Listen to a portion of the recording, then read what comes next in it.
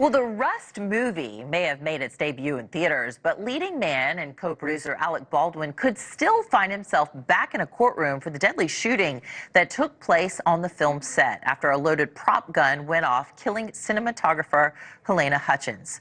Well, the special prosecutor in Baldwin's case filing a motion of appeal this week in hopes of reviving the charges against him. Here with us now is legal analyst and trial attorney Misty Marris. Good morning. Great to see you. Happy Thanksgiving. I hope it was great for you. Yes, you too. Good morning. Well, look, I thought this whole thing was in the rear view. I thought the whole saga was kind of over. Why is the prosecutor in this case arguing the charges should be brought back? Right. Well, this case was dismissed with prejudice, meaning that it cannot be revived. But that doesn't mean that prosecutors can't pursue appellate options.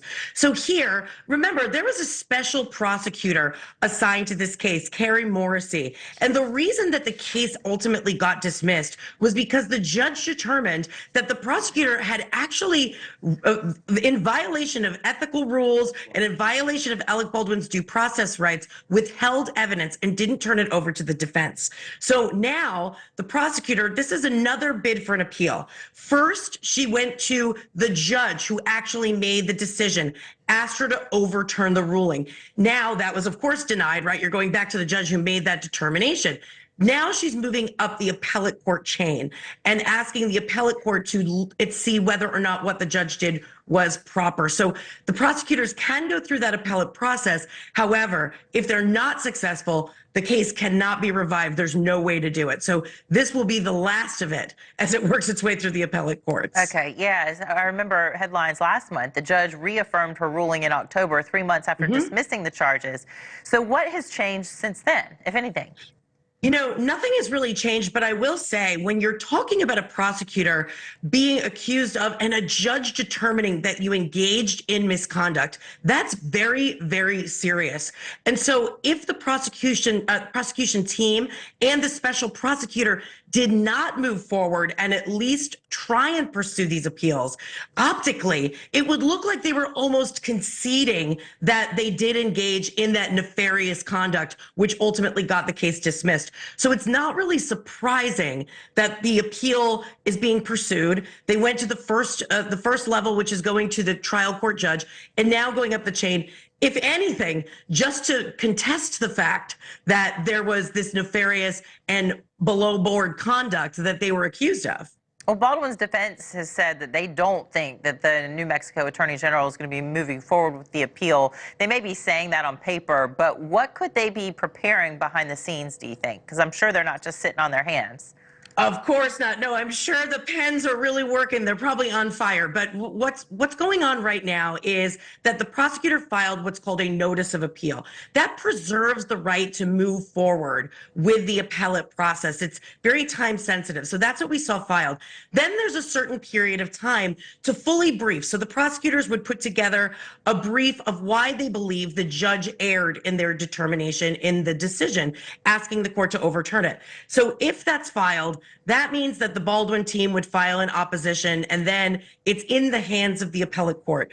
What they're saying is because of the nature of the conduct that's alleged, because Carrie Morrissey, if you remember, I mean, we were covering this case together. She took the stand. We were all shocked in a hearing relating to the evidentiary issue. The prosecutor actually sat on the stand and had to concede about the timing of some of the evidence. I think the Baldwin team is posturing and saying, you know, if the attorney general peels the onion, it's just going to make the prosecutor's office look worse. So we don't think they're going to move forward. That being said, if they do, they're ready to move forward with that opposition paper. I mean, just from a bird's eye view, is this common for this to be happening and we just don't know about it because, you know, the average Joe is not going to be in the headlines like this, or is this atypical?